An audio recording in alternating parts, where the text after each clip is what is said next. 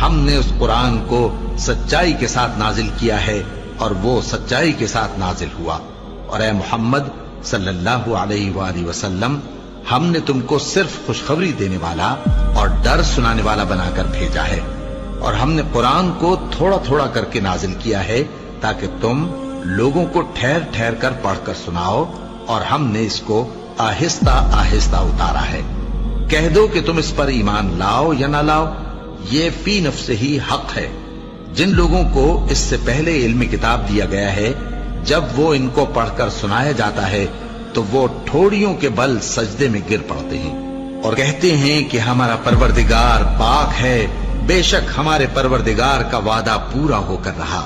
اور وہ ٹھوڑیوں کے بل گر پڑتے ہیں اور روتے جاتے ہیں، اور اس سے ان کو اور زیادہ عاجزی پیدا ہوتی ہے۔